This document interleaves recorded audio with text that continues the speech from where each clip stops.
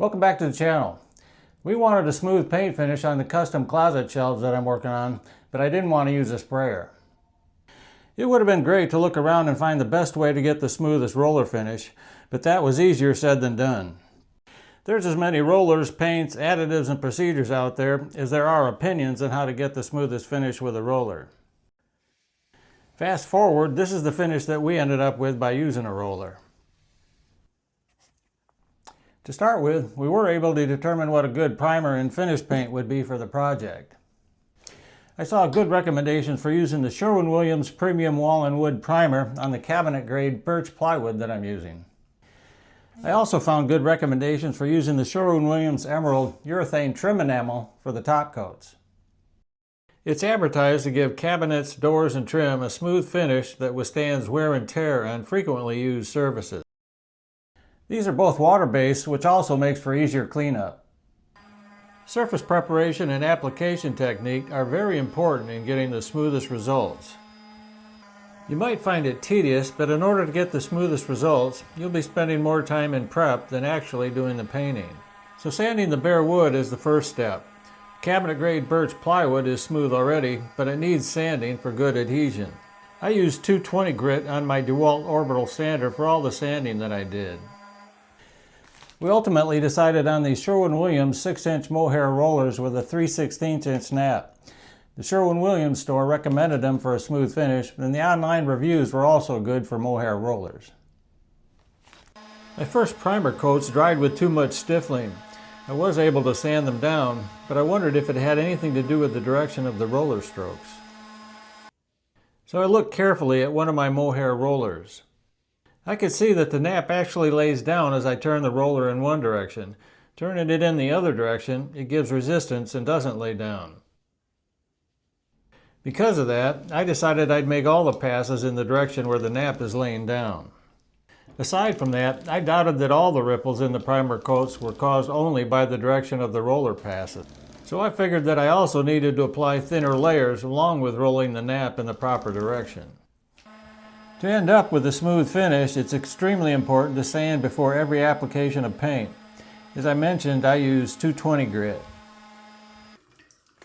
Another tip for even coverage and easier cleanup is to lightly moisten the roller before you begin. That is, of course, if the paint you're using is water-based. Once again, prep is so important. After sanding, wipe the surface with a slightly damp cloth. I used a microfiber cloth. Then, just before you paint, use a tack cloth to remove any debris. I should mention that the following clip is applying the emerald top coat, not the primer. The primer dries faster, so you won't have as much time to make multiple back passes. It's just the primer, so don't worry too much about getting a perfect coat. Just don't make it too thick. With the emerald, I got the best results by getting the coat spread over the entire section fairly quickly. This gave me more time to work it in.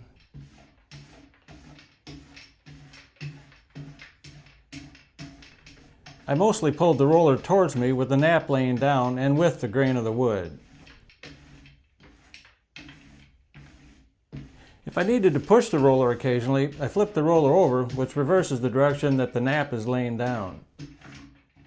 I made short, angled strokes as needed to even out the coverage. I didn't start thinning it out until I was on the second half of the coat that I was on. Keeping a close eye on the coverage, I would sometimes pull the roller side to side across the grain to pull the excess across the passes. This may not be conventional, but it does thin and even out the layer. If the coat was still too thick after it was completed, I rolled the roller over a sheet of cardboard to remove the excess paint, and then back rolled the panel once again. I always finished only pulling towards me in overlapping strokes. There's always a point at which you would need to stop back rolling. You need to work in manageable areas so that the paint doesn't begin to dry on you. That causes visible overlap. So remember, thinner is always better. You can always apply an extra coat if necessary. When there's an excess of paint being applied, that increases the chances of the buildup of unwanted stippling. With the top coat paint, you'll be doing a minimum of 2 coats anyway with fine sanding in between, so don't go too heavy. I found this pretty close to getting spray-like results without the hassle of using a sprayer. This Sherwin-Williams Emerald gives you a very smooth and durable hard coat finish.